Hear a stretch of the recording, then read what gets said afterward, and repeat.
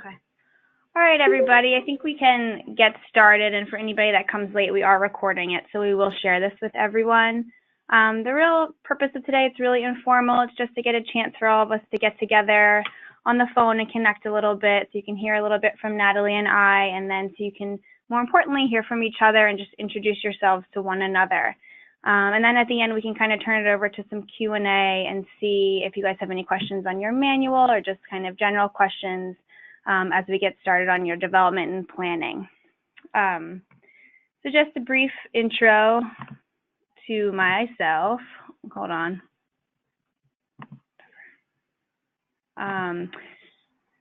There we go. So my name is Shay Kurtz. I've been with Eisenhower since about 2012, so about 5 years. I started in the international side along with Natalie, actually, and we both moved up to USA almost in tandem about 2 years ago. So we're really excited to work with you guys. We work well and very closely together, so you'll have a strong team in both of us. And Natalie, I don't know if you want to say anything. Sure, yeah, hi. So like Shay said, we both started on the international side and moved up to USA a couple of years ago. We've done this a few times now. We've learned a lot of things, but we really like working as a team with each other and with you. And so that's how I think you can think of us, as like we're your team.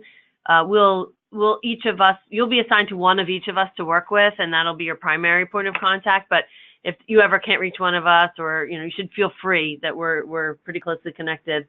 And when you see our office, you'll understand we literally look at each other all day. So we're happy to be working with you guys and excited about your fellowships. Yeah. So just a quick to touch on kind of what you should be doing right now. This is always the question we get soon after fellows are selected and right before we really get into it. And there's just a few points we wanted to mention. One of the biggest things you can already start doing is networking. Tap into all of your networks. Tell any of your colleagues, friends, what you're doing, where you're going to go, what your project is, because you just never know who will have advice or a connection for you, and that can just be so helpful. 2, researching. I know you already started through your application process listing some places and people you want to meet with. So just keep continuing on that vein, especially as you network. Just kind of keep a running document that eventually when we do start the program planning process, we'll already have something to start off on.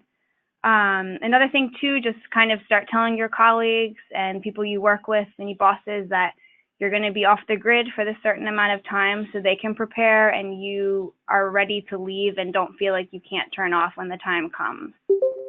And lastly is kind of your project development. We both want you to start thinking about a little bit more too. You're going to work with us pretty intensely on that over the next few months, and we'll be giving you some prompts and things to start writing down to really get you in the mindset. But any writing or talking to people through your networking that you can do is also extremely helpful. Great. Thanks, Shay. And yeah, just to echo that, the networking part, I'm talking like at a cocktail party, at your kid's soccer game, wherever you are, honestly, advertise that you're doing this and where you're going and what you're hoping to gain. You will be surprised at who knows who. You already know this. You're very senior in your careers, but really, like, the more people you can tell you're doing it, the more contacts you'll get. When you get those, drop them into a spreadsheet, with contact information and a note to yourself of how that, I met that guy at that soccer game, so that when the time comes to leverage it, we can remember where it came from. And then we'll start intensely working with you a few months before you start traveling, about 3 months before you start traveling. Shay or I, depending on who your program officer is, will begin working with you as well as an in-country coordinator.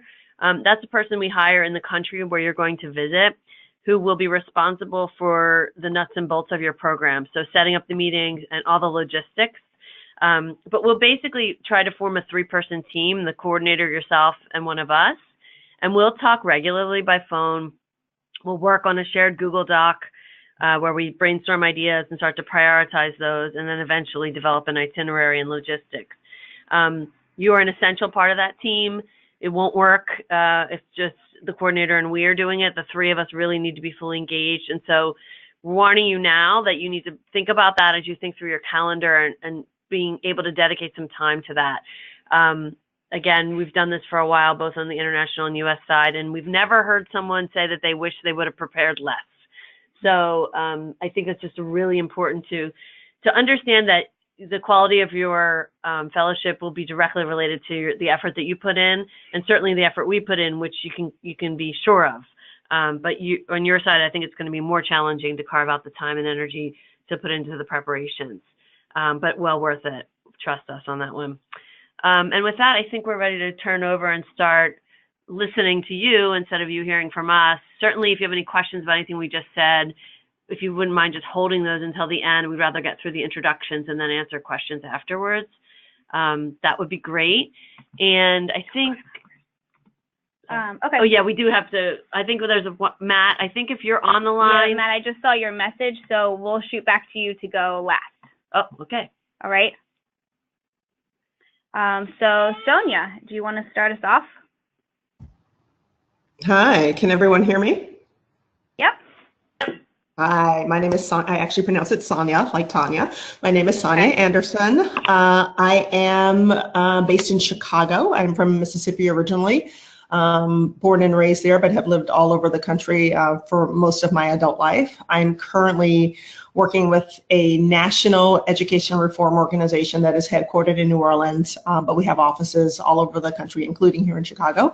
We work with teachers and schools and school districts to help them improve their systems of professional learning. And so essentially our approach is that in order to help students maximize their own learning, you have to have really smart, sharp teachers. And so we help districts think about how to do that, how to build up a network of really strong, thoughtful, caring, committed teachers so that they can serve our children better. I've been in the organization for about 1.5 years now, and prior to that spent about 10, 12 years working on international education reform in various parts of the world, and have always been really interested in this issue around equity and how do you provide high quality educational opportunities for marginalized groups. And I did that work internationally for a period of time, and really a big part of the work that I'm doing now in my current organization is thinking about how do we help kids who come from under-resourced communities access the best quality education possible. And so that question is what drove me to my research, if you will, questions through the Eisenhower program, and those are the questions that I will be exploring in Peru and Finland next year. Super excited. Great, thanks. Kim, do you want to go next? Sure. My name is Kim Brackett, and I'm a cattle ranch operator in Idaho and Oregon. I grew up on a cattle ranch in Wyoming. This is pretty much all I know and all I've done. I've been very involved in the cattle industry on a national level for the past 15 years, and over that time I've developed a passion for sustainability, both economic sustainability for cattle producers and environmental sustainability. So I'm looking forward to exploring that further in my travels next year, and I'm going to Argentina and New Zealand. Great. Jen? Sure. My name is Jennifer Cohen. I'm the Director of Government Affairs for the Los Angeles Department of Transportation, and I live in Los Angeles. I'm originally from San Francisco area and have lived a fair amount of my life in California, but with some brief stints on the East Coast and overseas. I am looking to see how autonomous vehicles or self-driving cars can be used or introduced to populations that are generally resistant to change and are not early adopters of technology, so particularly the elderly and low-income communities, and how they utilize things like transit or can use that. And I am going to France and a country to be determined, I think.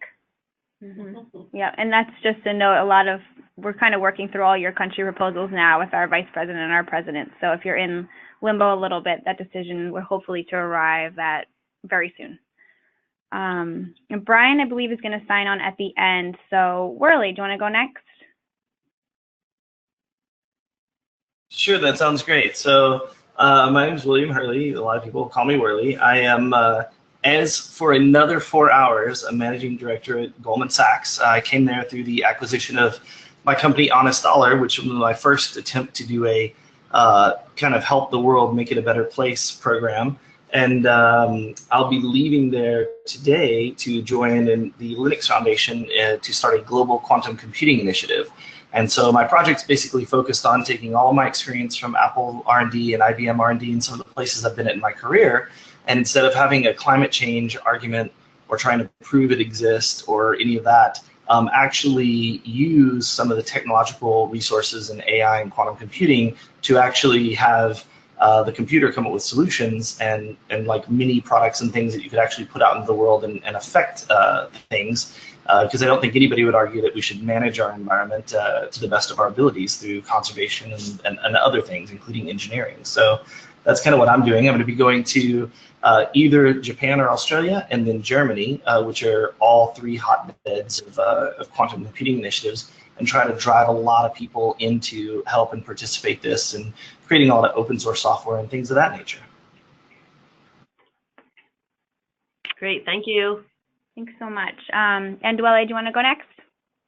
Sure. My name is Ndwele, and I'm business director at Washington University School of Medicine, which means it's physician practice management, and I have an interest in looking at interdisciplinary and interprofessional practice care models. I'm a physical therapist by trade who got frustrated by looking at how our health system is run, and decided to go back to business school in finance and study health policy and health finance as well as clinical operations, in the hopes of identifying ways to integrate different professions as well as different disciplines in order to increase access to care, reduce costs, and improve quality outcomes. And so hopefully I'll be able to study that in Australia and possibly another country to be determined. Great. And Matt, I believe you said you can go quickly before you have to sign off, so I'm going to turn it over to you. Okay, great. Thanks so much. And sorry for any background noise. Hello, everyone. This is Matt Kopak, based here in Durham, North Carolina, originally from Wisconsin, Milwaukee, Wisconsin. I'm the Sustainable Business and Innovation Manager at Burt's Bees and Vice President of the Burt's Bees Philanthropic Foundation. And our group's purpose is to work with all the functions at every level within the brand to basically protect nature and livelihoods in the products we make and how we operate our business and how we seek to give back to the community. Which knits pretty well both with my reason for this work and my reason for the fellowship, which is to think about designing the future of an economy that is, both prosperous but also focused on inclusion and protection and regeneration of nature. And through my fellowship, I'll be going to Brazil and the Netherlands to look at how businesses, local and regional governments there are implementing principles of the circular economy.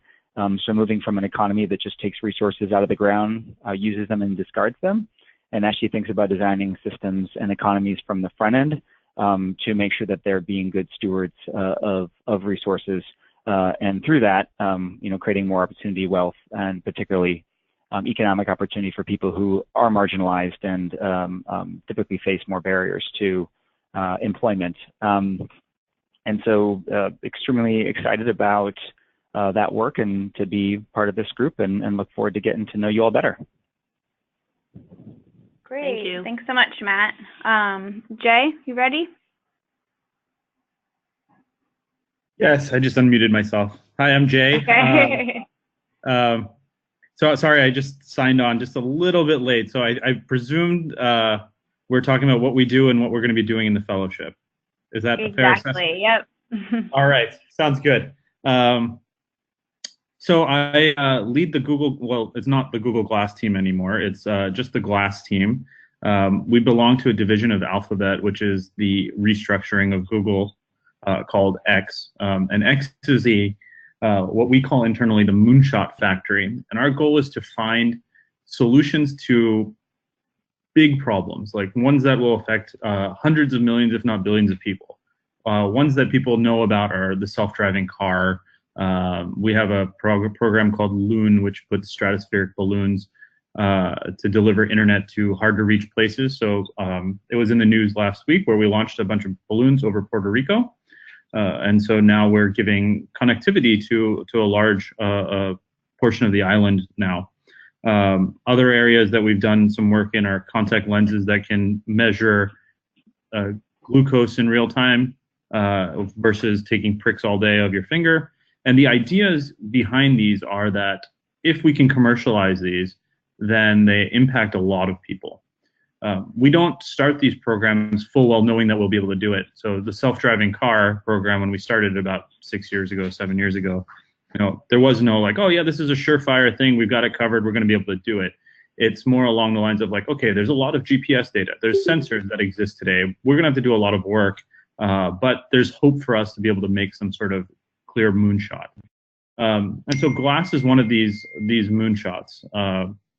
And so our ultimate goal about 5 years ago was to create a program that could help people get over information overload. In the last 3 years, we've shifted that to enabling hands-on workers to do their jobs more effectively. And one of the things that the larger team that I work on is to find commercial value in some of the technologies that we develop and we don't use.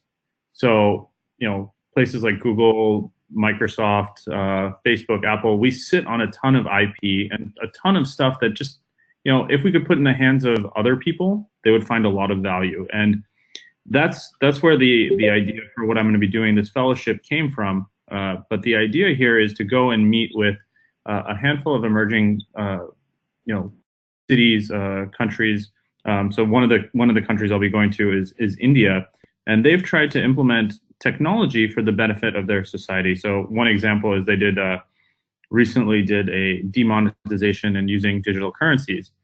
Well, that actually caused a blip in their GDP, and a lot of people ended up having a place like India where people literally live paycheck to paycheck had a lot of impact, but they didn't have, they built their own solution. So how can we help agencies like the Googles of the world to deliver technology in ways that actually help these societies without the hiccups that they've been experiencing? So that's at a very, very high level, and see if we can do that in a sustainable long-term way where we can sort of have a consortium of tech and government and emerging markets that want to be customers of this kind of area. Mm-hmm. Great, Jay. Thanks so much. Bo, you are up. Great. Yeah, this is Bo Seil, managing partner at a impact investing venture capital firm out of San Francisco called Palomar Capital. We invest all over South and Southeast Asia and have been doing so for the last 17 years. So Jay, I can think of a lot of conversations that you and I should probably have around everything from financial inclusion to agriculture, healthcare, education. So we essentially invest in anything that is looking to drive economic value for low-income communities in South and Southeast Asia.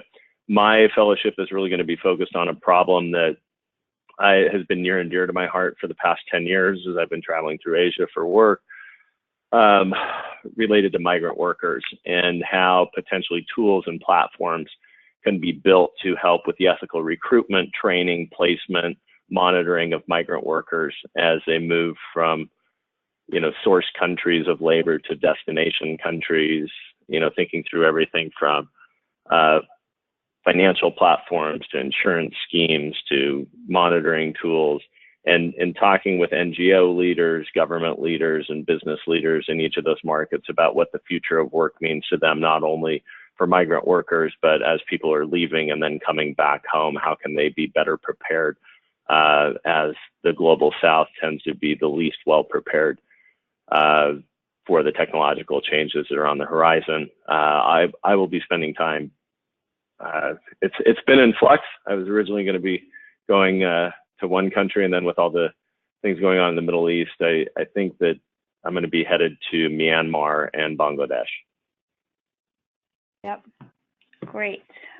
Chris, I don't think Chris is on the line, but just want to make sure before I skip over him. I'm here. Oh, you are? Okay, I didn't see your name. Okay. Good, I'm glad. Sorry about that. Over to you. Hi, everybody. I'm Chris Sherman. I run Island Creek Oysters. We are an oyster farm based about 45 minutes south of Boston in Duxbury, Massachusetts. We also run a large distribution company, kind of a direct-to-chef model that's unique in seafood in this region. And we are involved in a restaurant group as well. We have 6 restaurants in the Boston area. We also run a nonprofit foundation, which this kind of global impact of aquaculture and what we do is really the focus of my fellowship. Going to Spain and Colombia to look at models for success in aquaculture development. There's been a tremendous amount of interest by organizations, investors, entrepreneurs, former fishermen in kind of transitioning wild fisheries to aquaculture or starting from scratch. Some of these people do it as a core competency, some do not. There are lots and lots of BMPs that exist from different third-party organizations around the world to say, this is how you do aquaculture and you do no harm. One of the things I'm most interested in looking at is, looking for the reverse of that and saying, what conditions do we need to be most likely to find success with these projects? Aquaculture did a lot of reverse engineering to get into, basically where it is right now, both the good and the bad, starting with species that had high market value and figuring out a way to jam them into a farm-like setting. So trying to take a fresh approach and look at, what ecological, sociopolitical, entrepreneurship characteristics are we looking for in particular projects that can grant them kind of a higher likelihood of success, and what can we do to team them up with the right sources of capital and biological expertise to help that happen. Perfect. Great, you. Thanks. Adam, over to you. Thanks. I'm Adam Teal. I'm the fire commissioner in the city of Philadelphia and other places. That's usually called the fire chief, and do most of the usual things you might expect a fire chief does, although a lot of my time is spent contributing to policy conversations on everything ranging from transportation, telecommunications, healthcare is a big one, of course, for us, since we do about 275,000 ambulance transports every year, and we do about 50,000 fire-related incidents every year. It's actually the fire piece is really what my project is about.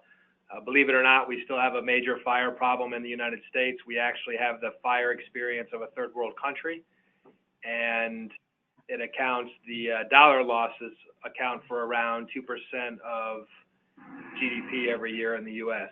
My proposal is to go look at a country that has a much better fire experience and a much worse fire experience, so we can look at ways to improve ours, and then of course also transfer some of the lessons, some of the things we do well here in the States to other countries. Right now, Germany has about half of our fire death rate. Russia has about 2 to 3x our fire death rate. I may have to revisit Russia because I do have a security clearance and I need to keep it. But there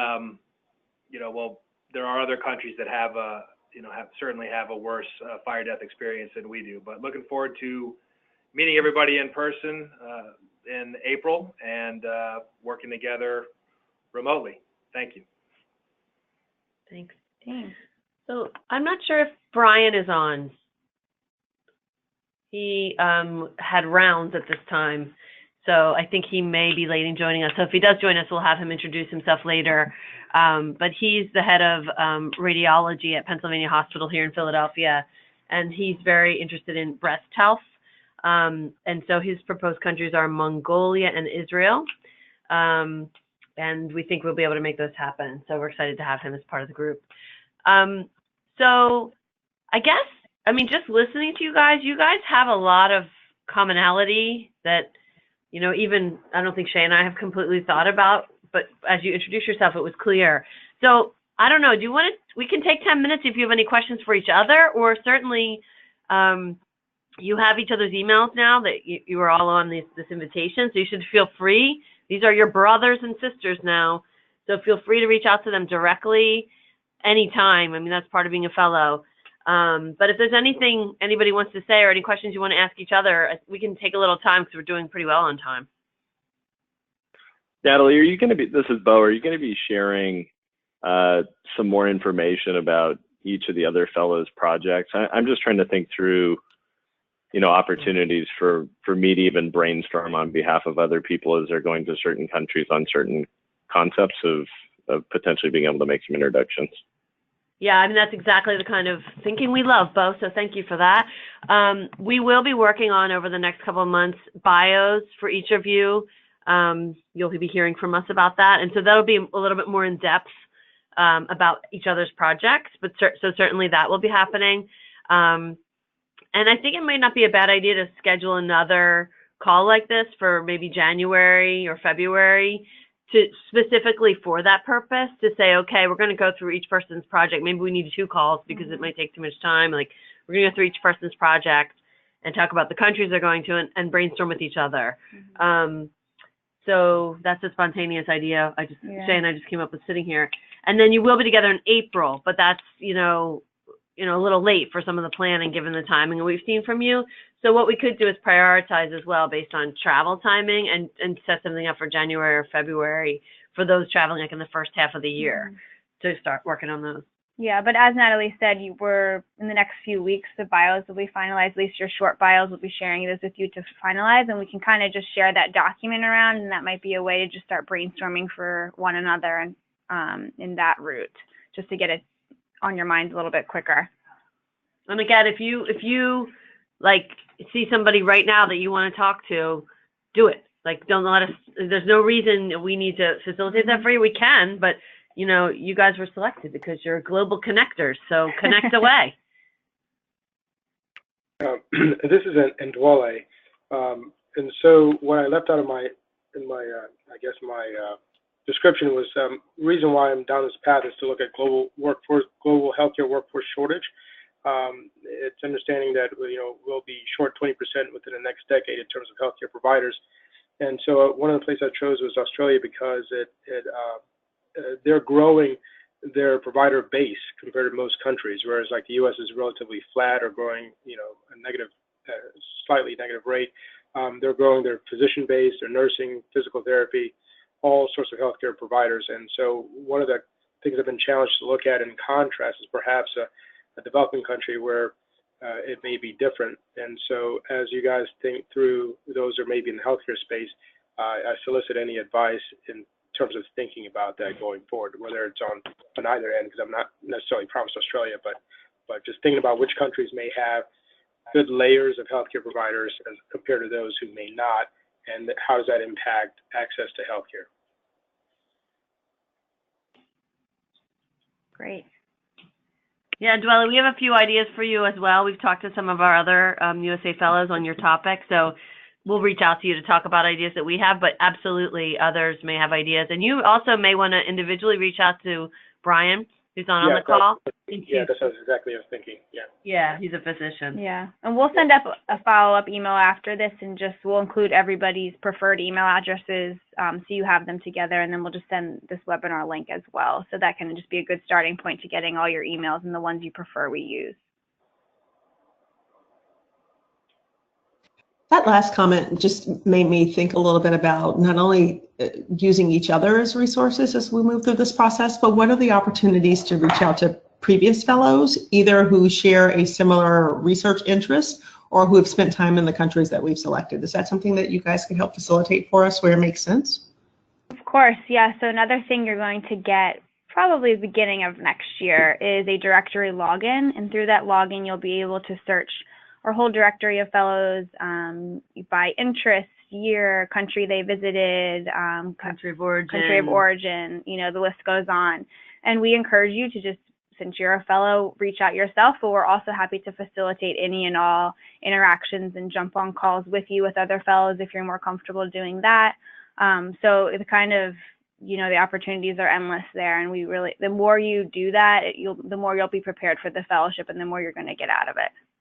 And the other thing to add to that is that in the countries you'll be visiting, we will be leveraging our networks there, the EF network, heavily. And so we're working towards a model where we have this third-party coordinator who helps us, but then also a liaison from the network who liaises between that team, the team of the fellow, the USPO, and the coordinator, and the whole network. So they will be, getting ideas from the network. They'll be organizing social events for you so that when you get to the country, there's a nice welcoming event. We definitely leverage our in-country networks. And that's one of the things we think about when we negotiate these countries with you. We want to make sure you can have the best experience possible. So we want to make sure we have a strong network in your area of interest and that we can really utilize what we've got. So sometimes when we suggest countries different from what you're thinking, it's not because your idea is a bad idea. It's just because we think we can do a better job for you somewhere else. So it's a big, big consideration. And we we do a lot of that networking. And once we start working with you regularly as well, we will more specifically brainstorm like, hey, this person went there and 3 years ago. You're not responsible for all that research. We'll be doing it too. And we will link up as it makes sense, get a bunch of people on the phone or however it makes sense. Our network wants to be used. We just have to, ask them, be specific about what we want from them, but they're happy to help.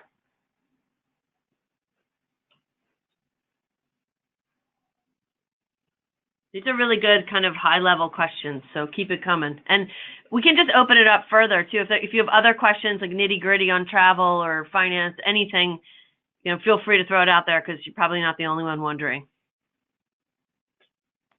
Do you have a time frame for when you plan to finalize everyone's countries? Yeah, I think by the end of the year for sure.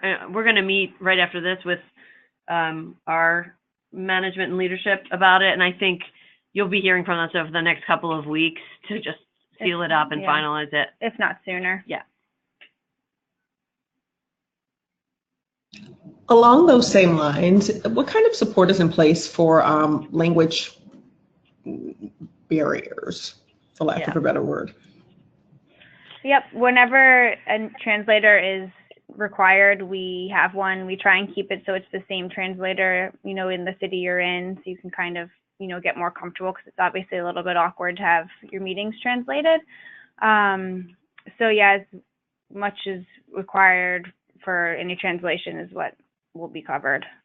And we err on the side of translating, so sometimes people will say, well, I can do it in English, and we ask our coordinator for help there. Like, do you really think they can, or should we just have somebody there just in case? And if there's any doubt, we usually just have somebody there so that there's no questions.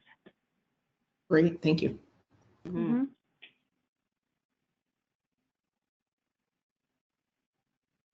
And this is Ndwale.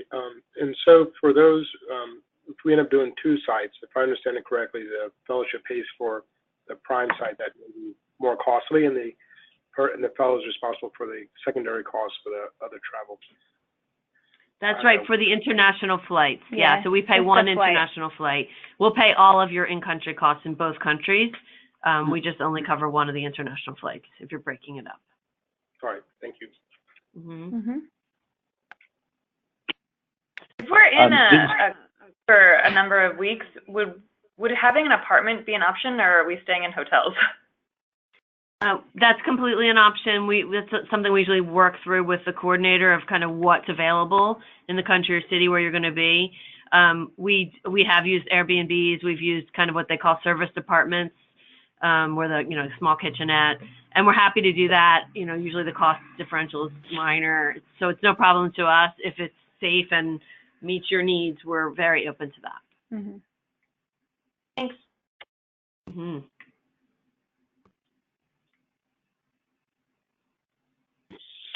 This is Chris. I had a question regarding, just because we haven't connected yet, splitting the time between the 2 countries. Is it the generally accepted practice that people do both countries in one slug, so to speak, or is it frowned upon to say split it up into 2 segments?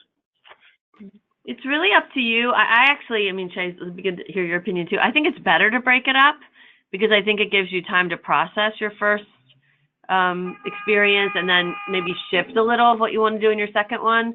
The disadvantage of that is that you have to pay for one of the flights, whereas if you go straight through, we cover it.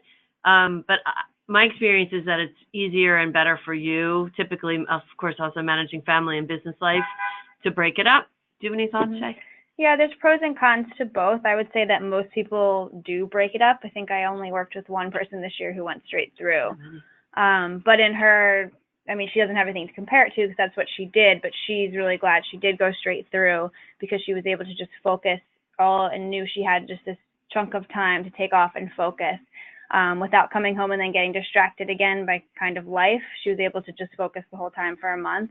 So there's pros and cons to both. It's really totally your preference, and we don't really have a preference either way. We just want whatever you can do to really be able to turn off and really be involved in the fellowship is what you should do. Great, thanks a lot. That's helpful. Mm-hmm.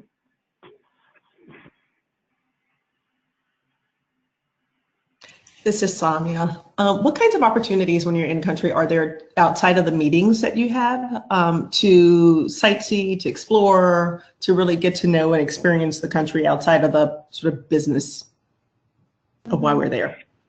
Yeah, so that's kind of part of the fellowship experience as well as that cultural piece. The weekends are always yours to travel around and do whatever you would like with them. We usually don't schedule meetings unless for some reason it's a request or a preference. So the weekends are always yours, and we can also build time into your schedule during the week. If there's a tour or something you wanted to do, we can make sure you block off time. And Natalie and I also try and keep chunks of time pretty free at certain times of the week, especially towards the end of your program in the country, just for the spontaneity of, you know, going to a social event with maybe someone you met in your meetings or a social event with a fellow in country, or to do a cultural piece. So we really try and build that into your schedule. And the more you communicate with us with what you want to do, and it's helpful because we'll keep it in mind.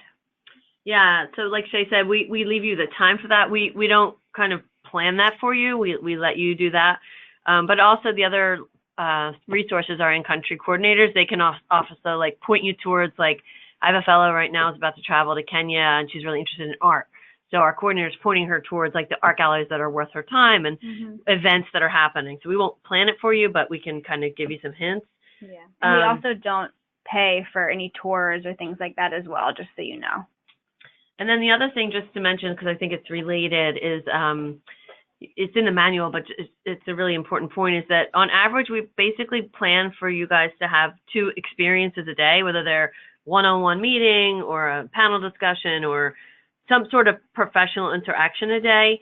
We know that you're all fully capable of doing probably 10 meetings a day, but we don't want you to do that.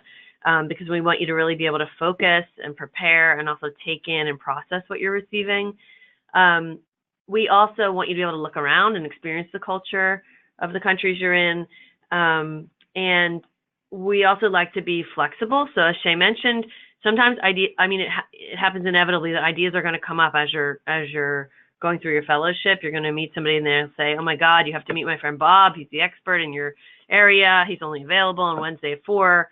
We want to be able to say yes to Bob and not have to like rearrange 50 things to do it. So we try to be flexible to be able to respond to spontaneous things that come up, which are often the best ideas that we get.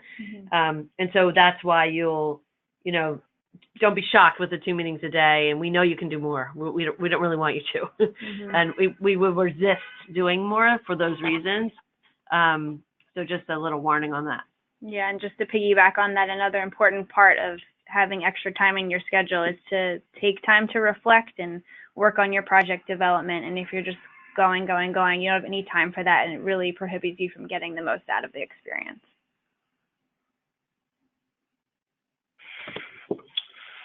How do you guys approach security concerns?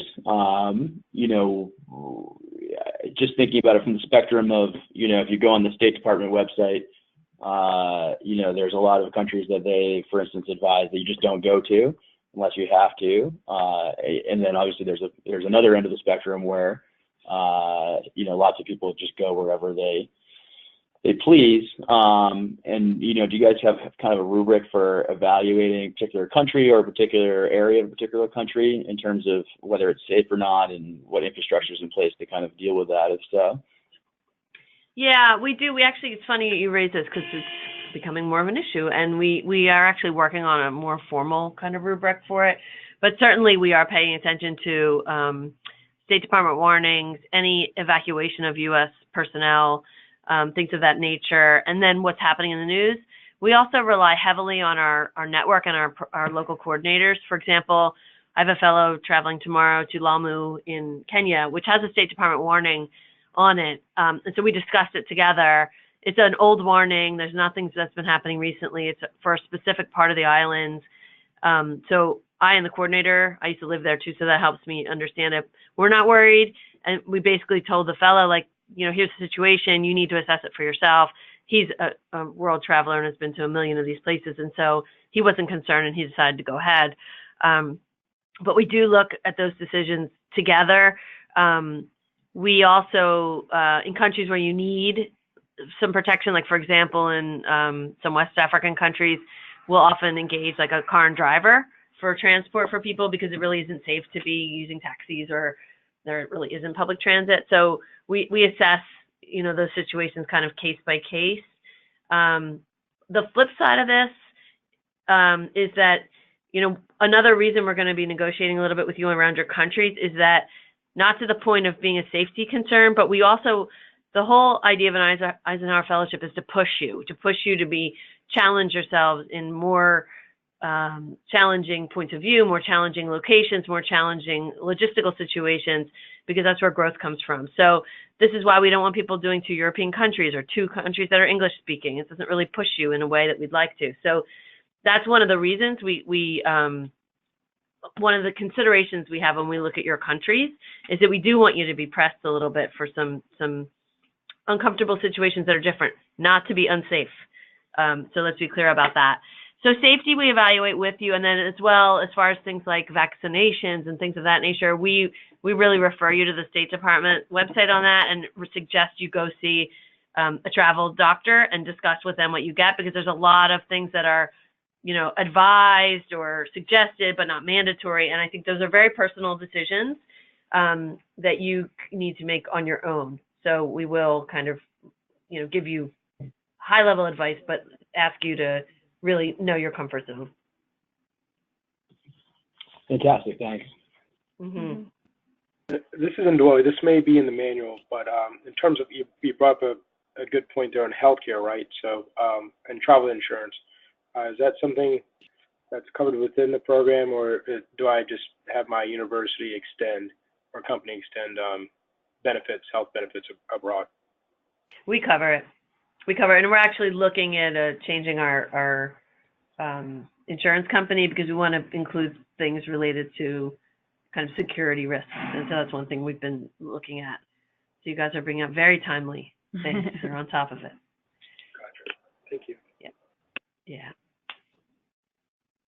Can And, you share go ahead. Sorry. Well, I was going to ask if you could share a little more about the convening in Philly in April. Sure. Yeah, we can. Our next slide, so you remember. So you'll be here, I believe you'll arrive Monday night, depart Thursday night of that week. And you'll be here with a cohort of 26 global fellows. So there'll be a lot of sessions where you introduce yourself, some networking sessions, sessions dedicated specifically to your project, and kind of just brainstorming with global fellows and USA fellows on some ideas, some feedback on your project, the way you're pitching it. There'll be some social events, some dinners, receptions. You'll meet some of our trustees who we wouldn't, and none of us would be doing this without. So that's really important. I mean, the idea, like the kind of the overall goals of opening seminar are for you all to get to know each other and form a cohesive cohort, for you to get to know Eisenhower Fellowships and our supporting network, and to prepare you for your fellowship. So talking about your projects.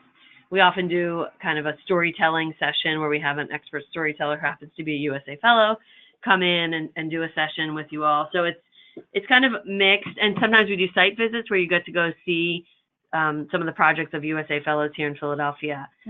It's a lot of fun. You will have 36 new best friends that you can rely on for the rest of your life. No kidding.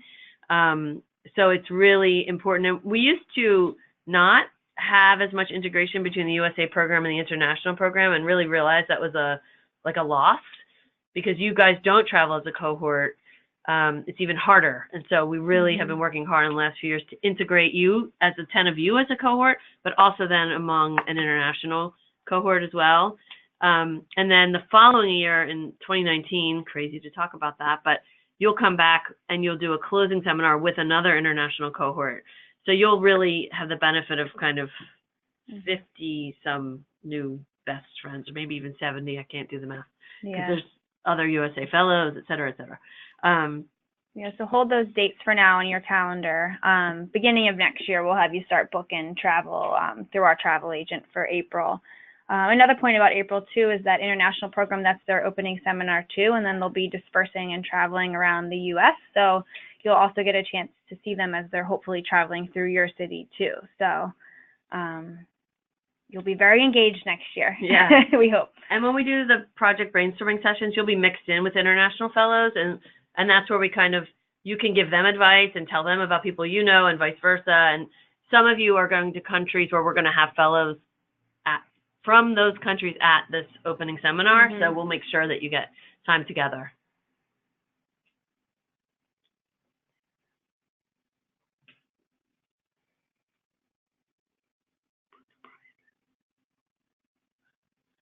Okay. Does anybody have any other questions right now?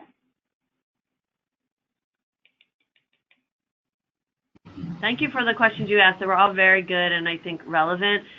We know the manual is a little bit painfully long, but please do read it. It tells you a lot of things that you need to know, so please get a cup of coffee or a soda and sit down with that sucker and get through it. And we're here for you guys in the meantime. You'll hear from us who your program officer is soon, and we'll, like we said, be confirming countries. But don't hesitate if you've got questions or concerns. Reach out to us. That's what we're here for. Yeah, we're always here, and we're really, really excited to work with each one of you. Also, so this is only one quick. So once the I guess once the short bio is ready, is that when I can share that with my organization for internal communication? Yeah. Or is it not to get ahead of the Eisenhower press release timeline? I was trying to understand the relationship between what information you guys want to push out versus, let's say, what my organization wants to put out. Yeah, it's a great question. So can you please stay tuned with us on that? I'm not actually sure the timing of our press release, so we'll confirm that with you and let you know kind of how we'd like this to go. I think typically we do ask that no other press releases go out before ours. That's different from what you do internally. Within your organization, if you want to, announce that you're doing this and share your bio, especially for networking purposes. Yeah, you can that's all do fine. that already if you want. You can do that now, but as like an official press release, we kind of like to get there first. So we'll let you know our timing as soon as we know it. And that short bio we're talking about is also what will be going on our website. So, and we'll obviously make sure each one of you sees it and gives us your edits and your thoughts before we post anything online. All right, perfect. Thank you. Sure.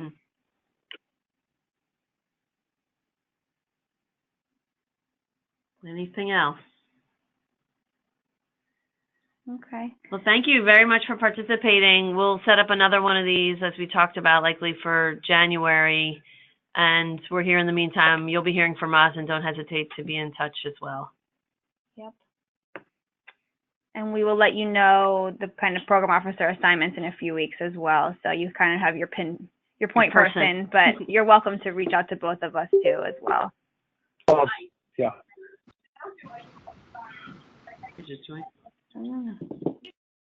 Okay. All right, everybody. Thank you. All right. We'll talk soon. Thanks so much. Great. Thank you. Bye. Bye.